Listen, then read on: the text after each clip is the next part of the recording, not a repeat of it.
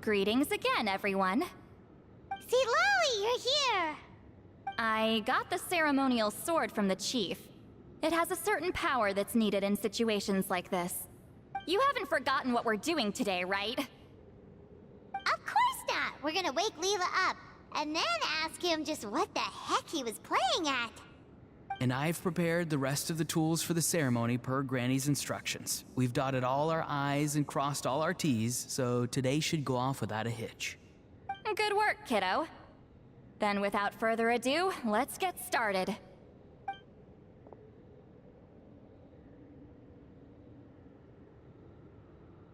I give offerings from the mystic smoke, the gift of stars on a moonless night, a wreath of dreams in the swirling wind. Glory be to the ruler of death. Fade, fade, fade. Thrice uttered and thrice repeated. Whoa! Is this one of her magic spells? This whole place suddenly got cold. What's happening? Keep your voice down. We mustn't disturb her. We, the children of the Priest King, swear to abide by the ancient pact and tear through the veil of the night. I am Citlali. Hear my command. I am the Shepherd of Doomsday. I am Akul Batil.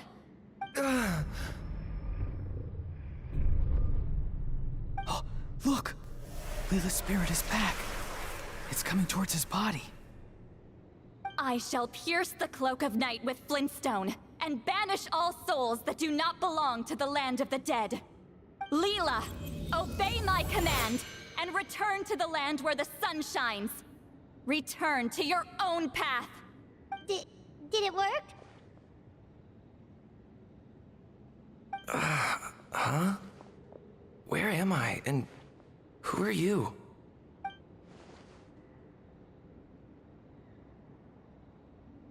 Whoa! Granny Eatsley, I mean, High Priestess Citlali, please have mercy. Aw, guilty conscience, huh? So, you know full well what you've done. Do you have any idea how close you were to never making it back? Or maybe you thought life would be more fun as an inanimate object. I'm sorry, I messed up, and I'll face the consequences. Oh, you sure about that? Then say goodbye to your parents. Tell them this. Goodbye, Mom and Dad. I've realized I enjoy life as an empty shell so much that I've decided to get Granny Eatsley to turn me into a stone statue, so I can stand guard over her house for the next 100 years. No, please. Please don't. I'm begging you. I'll never do this again, I promise. Thank you, High Priestess Citlali. Thank you for rescuing me. Don't thank me. Thank my grandson. If he hadn't sensed something was amiss, I wouldn't have bothered getting involved. You're more than welcome, Leela. And don't mind Granny. She's all bark and no bite. We're just glad that you're okay. Besides, someone tricked you into doing this, didn't they? That Kokju guy. He's the real culprit here. No, Mr. Kokuchu had nothing to do with it. It was all my doing. Huh? Well, I mean, he suggested the method of using a powerful spirit relic as a medium, but it was my decision to go through with it. I wasn't coerced or anything. I'm sorry. I'm the one to blame. The brainwashing is strong with this one. So did Kokuchu provide the relic? He did. He said it was a treasure related to the Mare Javari. Right, so that proves it. He was using you. He coaxed you into doing the clairvoyance for him. But I'm a spirit duffer who can't cast a single spell. What use would I be to him? Guys like me couldn't sense a spirit even if we spent the rest of our lives sitting and meditating. But Mr. Kokuchu said that if I brute force the spell and immerse myself in a spiritually rich substance, I might be able to catch a glimpse of one. It seemed like my only option. Still, brute forcing a spell when you're a spirit duffer is like forcing yourself to run a marathon without any legs. I know, I'm sorry. It's just... everyone in this tribe is so amazingly talented, and then there's me. I just didn't want to be the odd one out anymore. I totally understand how you feel, Leela. Some seeds effortlessly grow into beautiful cabbages, while others struggle with all their might and never even sprout. Who knows why this is the way things are? Maybe that's just life. Life is full of things we can't change. I know saying this doesn't change anything either, but I hope it makes you feel a little better. Let's pause this discussion for now. We need to get you to Matla's for a checkup.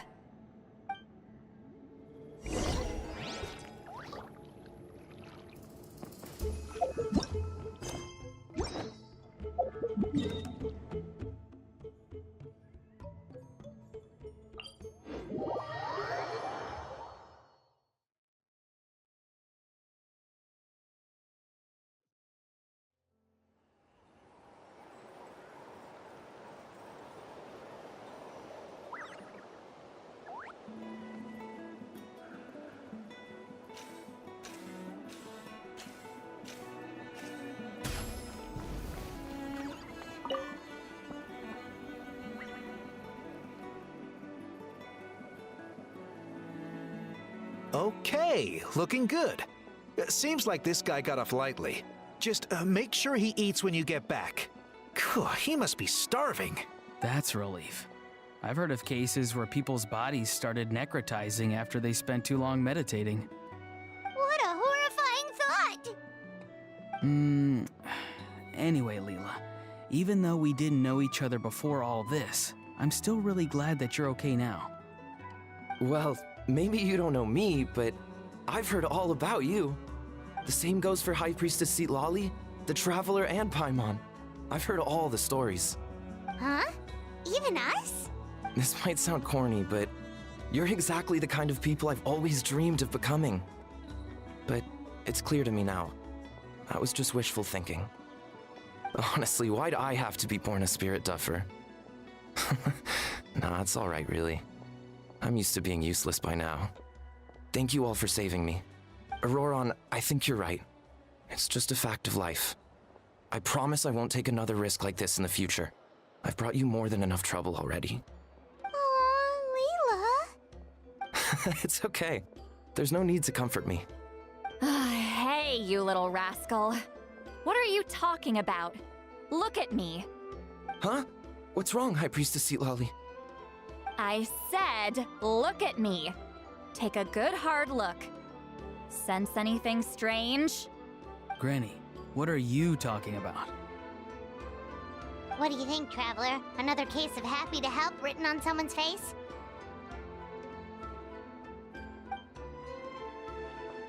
Hold on. I think...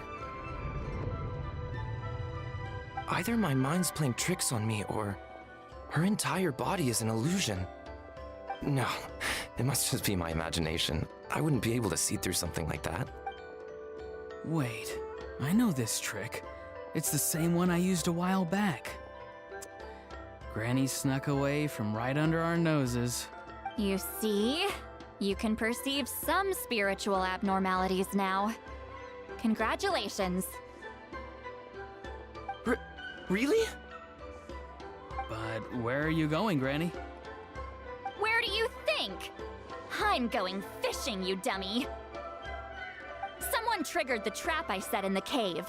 Looks like our friend Kokochu took the bait. What? Sorry, can't talk now. You'll find me in the cave.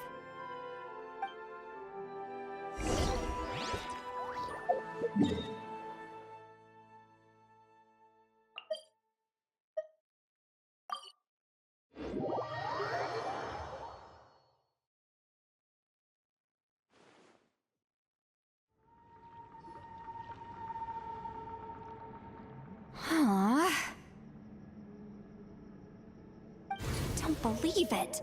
He got away. Oh, this is terrible. Why'd I have to go and act so cocky about it? I'm gonna look like such a fool. This Kokochu must be a real escape artist or something. But I can't tell them that. I'll have to think of something else. See, Lolly, did you get him? Given that she's the only person here, I'm guessing no. I thought I'd let him go, for now. But I left a mark on him. So if he comes around here again, I'll be able to track his every move. Oh, so Granny had only pretended to leave the cave, when in fact she'd set up a whole trap for him and was lying in wait. Ah, so just like how you caught Auroron! But how did you know Kokochu would come here? Because I planted the bait here. The Mare Javari map and the bow shard. Left them both on the table. I had a feeling those were what he was truly after. And sure enough, my trap was triggered just moments after we left. So you really did set up traps here after all, huh? Of course. It's just that they'd never do anything to either of you. See? What did I tell you? So, Mr. Kokochu, you used me after all. This whole time, all you wanted was to find the location of the Mare Javari. That's right. I've been wondering about the shard he left ever since I came across it. Why did he leave it there? The moment I confirmed the Mare Javari's location, that's when I realized it was bait.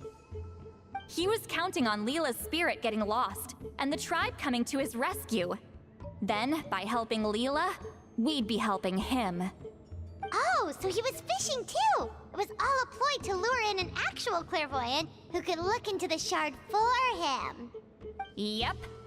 And somebody fell for it, hook, line, and sinker. I'm sorry. I took the bait. But so did Granny.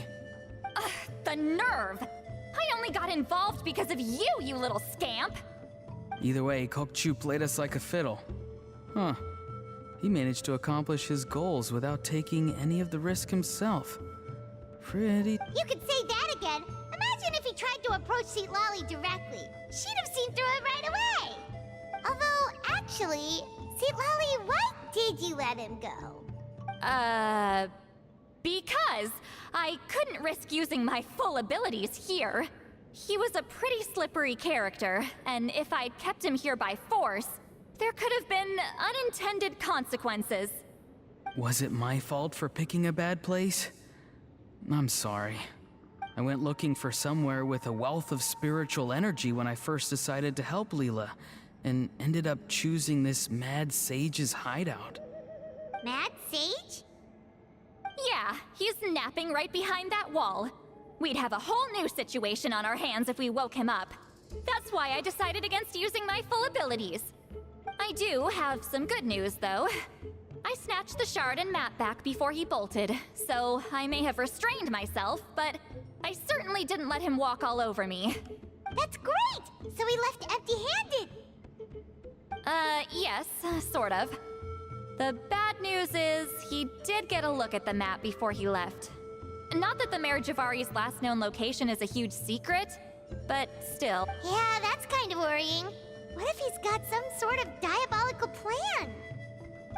Don't worry, I'll keep tracking him. Also, Leela, if it's all the same to you, I'd like to give the shard and map to the Traveler as a gift. They might prove useful at some point in her journey. Absolutely. That's completely fine. The Traveler deserves it. None of us are interested in them. And if there's any chance of them leading you to the Mare Javari, I'm sure an adventurer like you wouldn't want to pass on that opportunity. Granny Eatsley has a sense for these things. So, Granny Eatsley? Do you think I'm still a spirit duffer? What kind of a dumb question is that? You saw through my illusion, didn't you? I mean, that's partly because I deliberately made it imperfect, but even then, a spirit duffer wouldn't be able to see through that.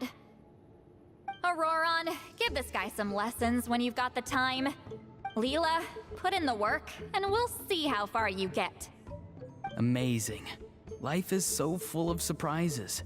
As long as you keep moving forward, you might just run into some fertilizer in the middle of the road. I'm so happy for you, Leela.